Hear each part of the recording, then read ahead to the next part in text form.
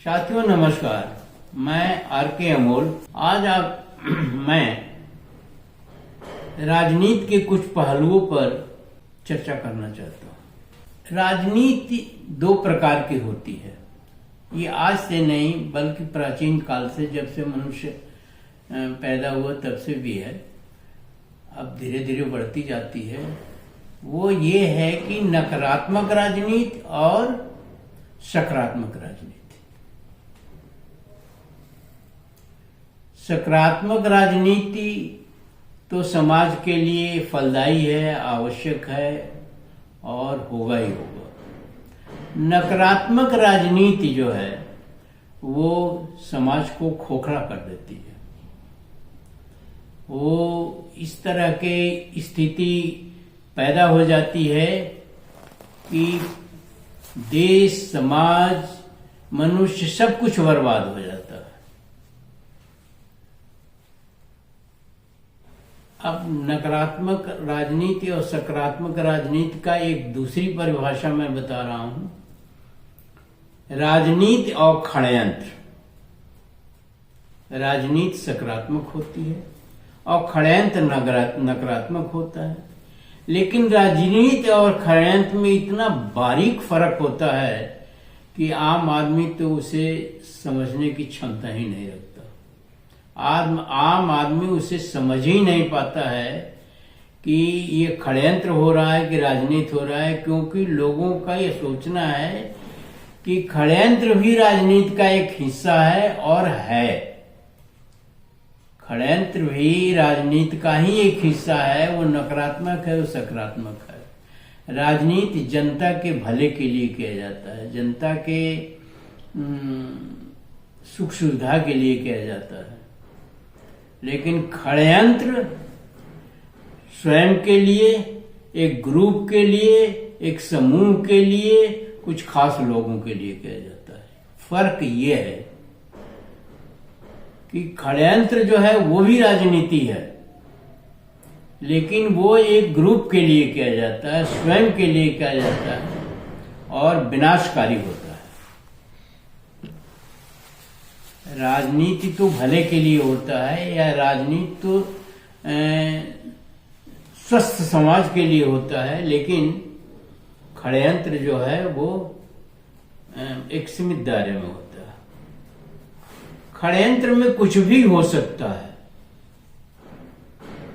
षड्यंत्र में हत्या भी होती है, षड्यंत्र में धोखाधड़ी भी होती है, षड्यंत्र में तमाम तरह की चीजें होती हैं जो एक तरह से असामाजिक है।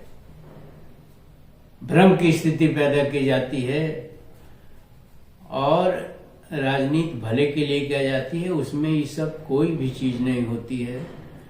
राजनीति मनुष्य के भला के लिए किया जाता है।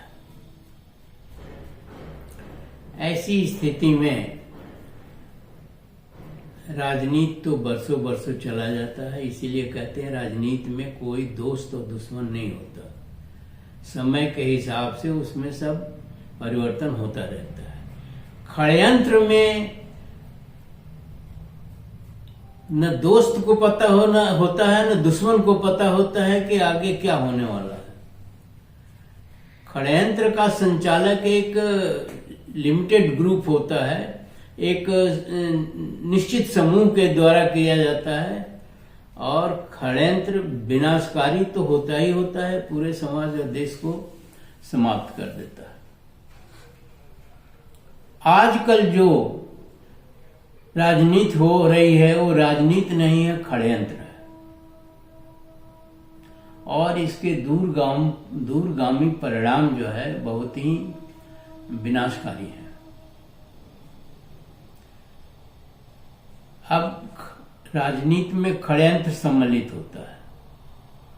कुछ कम मात्रा में होता है तो राजनीति है, और अगर अधिक मात्रा में होता है षड्यंत्र हो जाता है। जैसे निकट भविष्य में देश के अंदर दो ही लोग जो है सकारात्मक राजनीति करते थे या राजनीति करते थे, वो थे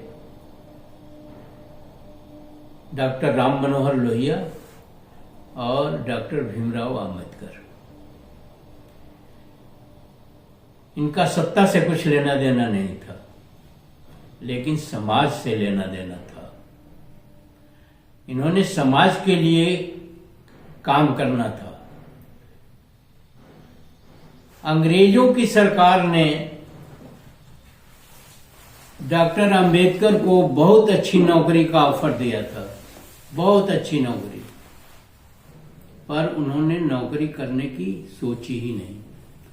मुझे नौकरी नहीं करनी है, मुझे समाज के बारे में कार्रवाई करनी है। तो वो अंत तक संघर्ष करते रहे, अंत तक राजनीति करते रहे, और उनकी उपलब्धि भी बहुत बड़ी थी।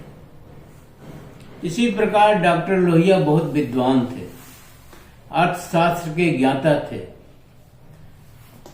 नेहरू उनको कांग्रेस में रखना चाहते थे और कांग्रेस में थे भी, परंतु सत्ता मिलने के बाद उन्होंने सत्ता से दूरी बना ली और उन्होंने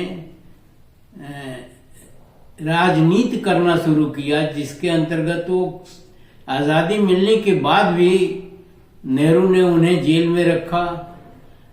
अब नेहरू मतलब सरकार ही समझिए, और सरकार ने उनको कभी किसी पद पर नहीं रखा, न वो लेना चाहते थे। इसी श्रेणी में एक जयप्रकाश नारायण भी आते हैं। जयप्रकाश नारायण ने भी कोई पद लेना स्वीकार नहीं किया और वो भी एक स्वस्थ राजनीति करते रहे, जिसकी वजह से इंदिरा गांधी जैसे शक्तिशाली प्रधानमंत्री को उन्होंने अपदस्थ कर दिया।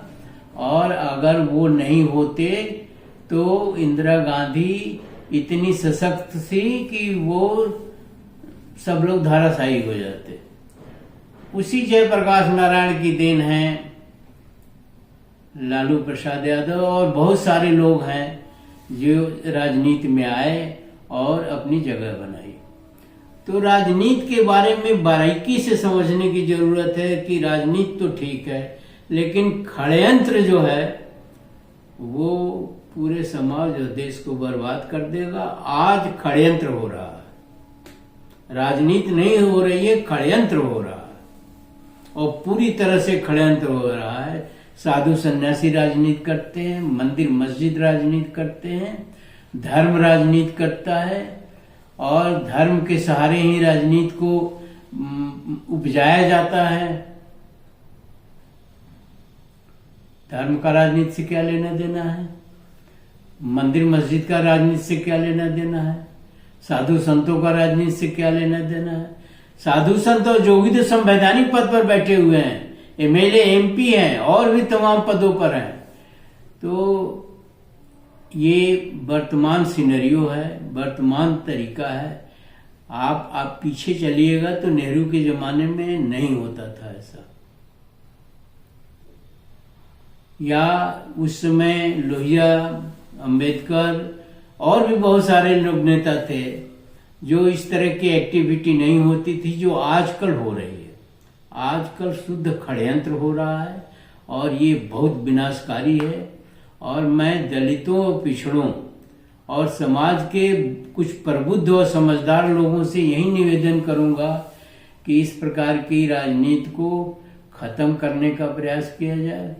इस तरह की राजनीति को पनपने न दिया जाए, क्योंकि देश समाज जब जाएगा तो हम भी जाएंगे। धर्म की राजनीति जो है बहुत ही खतरनाक होती है, बहुत लंबे समय तक चलती है, क्योंकि लोगों का धर्म की प्रति रुझान होता है। इसलिए ये धर्म भी नहीं है जो धर्म होना चाहिए। इसी के साथ वीडियो समाप्त करते हैं और आशा करते हैं आप वीडियो को पढ़ेंगे, उसको बारीकी से समझेंगे और बारीकी से समझते हुए कार्रवाई करेंगे और समाज के हित में और देश के हित में काम करेंगे। वीडियो को लाइक, सब्सक्राइब और शेयर करना न भूलिए। धन्यवाद। जय भारत, जय संविधान, जय प्रतीक।